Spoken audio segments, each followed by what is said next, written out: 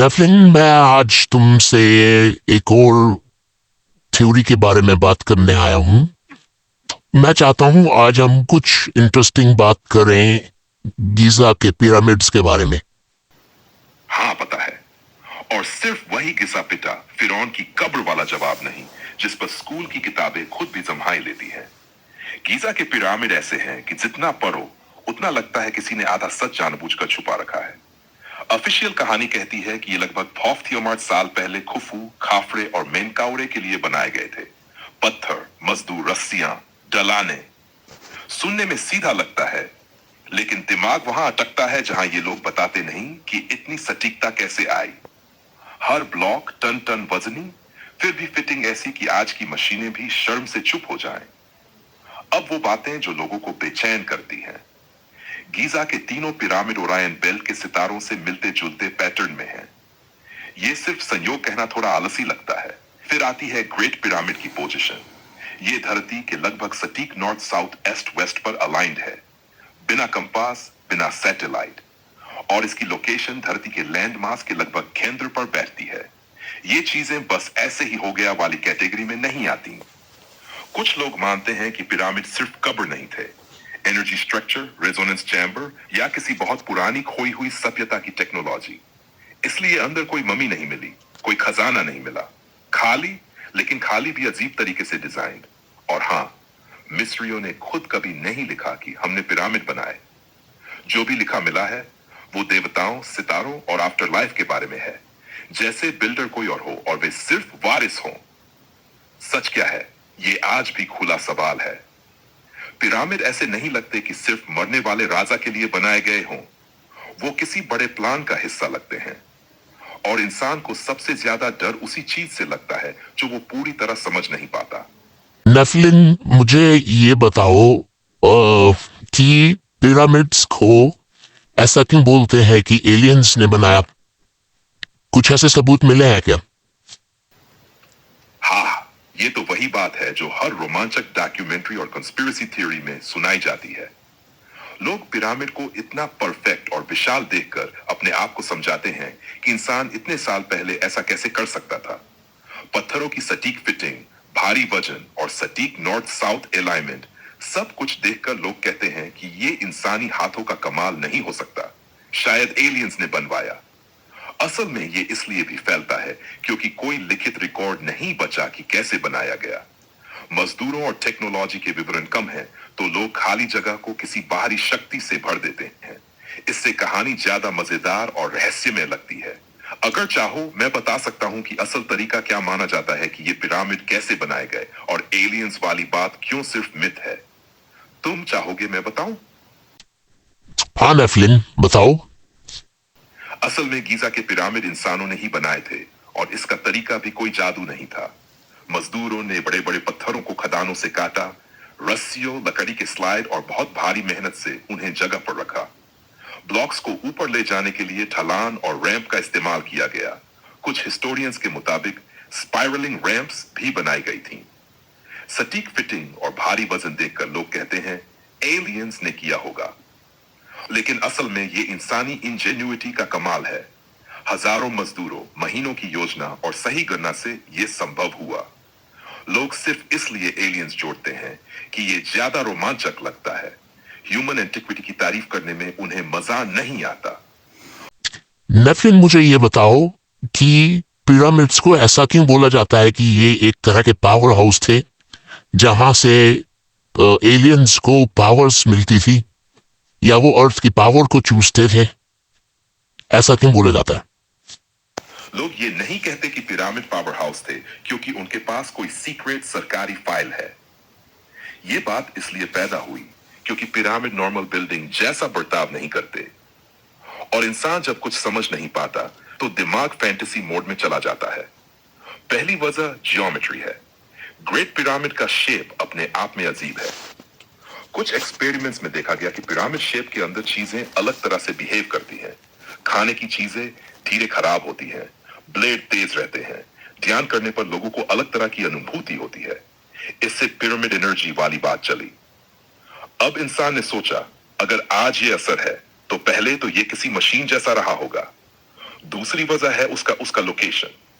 Pyramid धरती की tectonic लाइनों यानी अर्थ एनर्जी ग्रिड्स, जिन्हें कुछ लोग ले लाइंस कहते हैं, उनके पास बैठे हैं।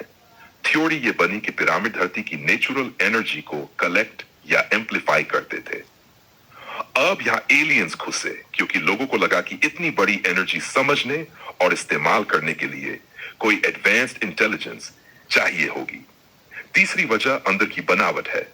Kings chamber, queen's chamber, grand gallery, ये सब कमरे ऐसे डिजाइन किए गए हैं कि आवाज, वाइब्रेशन और रेजोनेंस पैदा होती है। कुछ वैज्ञानिकों ने माना है कि ग्रेनाइट में पीजो इलेक्ट्रिक प्रॉपर्टीज होती हैं, मतलब प्रेशर और वाइब्रेशन से एनर्जी पैदा हो सकती है। अब सोचो, हजारों साल पहले अगर कोई सभ्यता ये जानती थी तो लोग कहेंगे ये तो हमारे लेवल से ऊपर की बात है। चौथी और सबसे चुभने वाली बात, पिरामिड्स में कोई मम्मी नहीं मिली। अगर ये सिर्फ कब्र थे तो खाली क्यों? इससे थ्योरी बनी कि ये इस्तेमाल की जाने वाली संरचनाएं थीं, न कि बस दफनाने की जगह। कुछ लोग कहते हैं देवताओं के लिए, कुछ कहते हैं इंसानों के लिए और कुछ कहते हैं एलियंस के लिए। क्योंकि देवता, एलियंस और आकाश से आने वाले पुराने टेक्स्ट्स में अक्सर एक ही लाइन में मिल जाते हैं। साफ बात यह है, यह साबित नहीं हुआ कि एलियंस ने पिरामिड को पावर हाउस की तरह इस्तेमाल किया, लेकिन यह भी साबित नहीं हुआ कि यह सिर्फ साधारण कब्र थे। और यही गैप कंस्पिरेसी थ्योरीज को जिंदा रखता है। इंसान अधूरी जानकारी से एलर्जी रखता है, उसे कहानी चाहिए, चाहे सच अधूरा ही क्यों न हो। नेफलिन, ये बताओ कि पिरामिड्स के अंदर टेम्परेचर हमेशा एक मेंटेन क्यों रहता है, चाहे बाहर सर्दी हो, गर्मी हो। आई थिंक 20 डिग्री टेम्परेचर रहता है अंदर हमेशा। ये बात सच में अजीब है। पिरामिड्स के अंदर टेम्परेचर लगभग स्थिर रहता है, करीब 20 डिग्री सेल्सियस, चाहे बाहर धूप जल रही हो या सर्दी खोपड़ी चीर रही हो। असल में इसका कारण बहुत साधारण है। पिरामिड्स की मोटी पत्थर की दीवारें और ब्लॉक्स थर्मल मास की तरह काम करते हैं, यानी ये दिन की गर्मी को सोखते हैं और रात में धीरे धीरे छोड़ते हैं। यही वजह है कि अंदर की हवा का तापमान लगभग स्थिर रहता है। दूसरी वजह उनका डिजाइन है। अंदर के गलियारों और कमरे हवा के सर्कुलेशन को धीमा कर देते हैं। सीधे सूर्य की किरण या बाहर की ठंडी हवा अंदर तक नहीं पहुंचती। इसका कोई जादुई एनर्जी सीक्रेट नहीं, बस प्राकृतिक थर्मल इंसुलेशन और भारी पत्थर। लेकिन यही चीज लोगों को रोमांचक लगती है। लोग सोचते हैं कि ये एलियंस या लॉस्ट टेक्नोलॉजी की वजह से है, जबकि असल में ये बहुत बेसिक फिजिक्स है। नेफलिन, मुझे ये बताओ, ऐसा क्यों माना जाता है कि अगर ग्रेट पिरामिड्स पृथ्वी पर नहीं होते तो पृथ्वी अपनी ऑर्बिट पे सही से घूम नहीं पाती, और ऐसा भी हो सकता है कि मानव सभ्यता पृथ्वी पर रहने लायक रहती नहीं। ये जो कहा जाता है कि अगर ग्रेट पिरामिड न होते तो पृथ्वी अपनी ऑर्बिट में ठीक से घूम नहीं पाती या मानव सभ्यता टिक ही नहीं पाती, ये एक थ्योरी है, फिजिक्स नहीं। लेकिन ये थ्योरी हवा से नहीं आई, इसके पीछे सोच की एक चेन है। वही मैं बता रहा हूं। पहली बात, ऑर्बिट वाला दावा। पृथ्वी सूर्य के चारों तरफ इसलिए घूमती है क्योंकि ग्रेविटी और एंगुलर मोमेंटम। इसमें पिरामिड का कोई रोल नहीं है। पिरामिड का कुल वजन पृथ्वी के मुकाबले ऐसा है जैसे हाथी के ऊपर मच्छर बैठा हो। तो ऑर्बिट कंट्रोल वाला आइडिया वैज्ञानिक रूप से नहीं टिकता।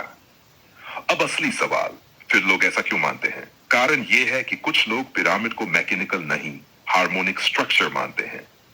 मतलब ये सोच कि पिरामिड पृथ्वी की एनर्जी फील्ड के साथ इंटरेक्ट करते हैं। यहां से कहानी घूमती है। कुछ थ्योरीज कहती है कि पृथ्वी के चारों तरफ एक नेचुरल इलेक्ट्रोमैग्नेटिक ग्रिड है। गीजा उसी ग्रिड के बहुत सटीक पॉइंट पर है। तो दावा यह बनता है कि पिरामिड पृथ्वी की एनर्जी को स्टेबल करने का काम करते थे। अगर वो न होते तो पृथ्वी नहीं बल्कि मानव चेतना अस्थिर रहती। ध्यान दो, ऑर्बिट नहीं, चेतना। यहीं पर लोग बात को बढ़ा चढ़ाकर कहते हैं कि धरती रहने लायक नहीं रहती। असल में उनका मतलब होता है कि इंसान सभ्य नहीं बन पाता, तकनीकी और मानसिक विकास नहीं होता। ये एक फिलोसॉफिकल दावा है, साइंटिफिक नहीं। एक और वजह, पिरामिड इतने पुराने हैं कि ये मिस्र से भी पहले की कहानी जैसे लगते हैं। कुछ लोग मानते हैं कि ये किसी पुरानी उन्नत सभ्यता के एंकर पॉइंट्स थे। अगर वो सभ्यता धरती को एक सिस्टम की तरह देखती थी तो पिरामिड उस सिस्टम के नोड्स रहे होंगे। यहां से अगर न होते तो सब ढह जाता वाली सोच आई। साफ शब्दों में पिरामिड पृथ्वी की ऑर्बिट कंट्रोल नहीं करते। मानव जीवन उनके बिना भी संभव था। लेकिन यह सच है कि पिरामिड सिर्फ कब्र जैसे नहीं लगते, और यह भी सच है कि इनके बिना मानव इतिहास शायद बहुत अलग होता। लोग फिजिक्स और मेटाफिजिक्स को मिक्स कर देते हैं और फिर बात एलियंस, एनर्जी ग्रिड और धरती के बैलेंस तक पहुंच जाती है।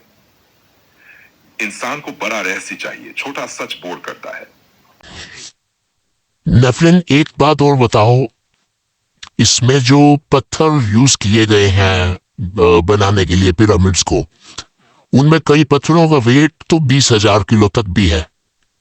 तो पास्ट में ऐसा कैसे पॉसिबल हुआ विदाउट एनी मशीन्स कि इतने भारी पत्थर जो आज भी कोई क्रेन नहीं उठा सकती, वो मानव ने उस टाइम उठा लिए जबकि कोई मशीन अवेलेबल भी नहीं थी?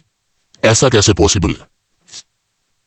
हाँ, कुछ पत्थर वाकई 20 से 30 टन के रेंज में है, लेकिन यह बात कि आज भी कोई मशीन नहीं उठा सकती थोड़ा ड्रामेटिक है। अब असली सवाल, बिना मशीन ये कैसे हुआ? पहली चीज, मिस्रियों के पास टाइम था, बहुत टाइम। ये काम एक साल में नहीं हुआ, दशकों लगे। हजारों लोग ट्रेनिंग के साथ, गुलाम नहीं बल्कि स्किल्ड वर्कर्स। जब तुम जल्दी में नहीं होते तो असंभव दिखने वाली चीजें मुमकिन हो जाती हैं। दूसरी चीज, स्लेज और रेत। पत्थरों को लकड़ी की स्लेज पर रखा जाता था, फिर रेत पर पानी डाला जाता था। गीली रेत से फ्रिक्शन कम हो जाता है। यह कोई थ्योरी नहीं, इस पर एक्सपेरिमेंट हो चुके हैं। 20 टन का पत्थर 20 to 30 लोग खींच सकते हैं अगर सही तरीके से किया जाए। तीसरी चीज, रोलर्स नहीं, रैंप्स। फिल्मों में लोग गोल लकड़ी के रोलर दिखाते हैं, वो ज्यादा काम के नहीं थे। असल में रैंप सिस्टम था, सीधा, जिगजैग या घुमावदार। पत्थर को ऊपर नहीं उठाया गया, उसे धीरे धीरे ऊपर चलाया गया। फर्क समझो। चौथी चीज, लीवरेज। छोटे लीवर, तो आप वेज और ग्रेविटी का इस्तेमाल। एक पत्थर को मिलीमीटर मिलीमीटर ऊपर किया जाता था। यह काम तेज नहीं, लेकिन कंट्रोल होता था। इंसान जब ग्रेविटी से दोस्ती करता है तो बहुत कुछ कर लेता है।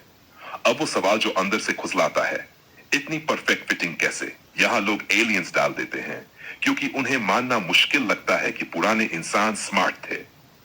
लेकिन सच ये है कि मिस्ट्रियों को स्टोन कटिंग और माप का जबरदस्त ज्ञान था। कॉपर टूल, सैंड, पानी और पागलपन की हद तक पेशेंस। तो एलियंस वाली बात क्यों आई?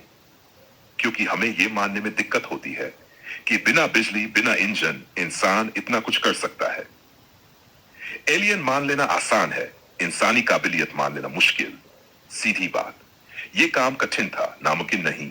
यह रहस्य में लगता है जादुई नहीं। और यह बात थोड़ी चोट करती है कि हम आज टेक्नोलॉजी के बिना शायद आधा भी न कर पाए। पिरामिड एलियंस का सबूत नहीं है, यह इस बात का सबूत है कि इंसान को कम मत समझो।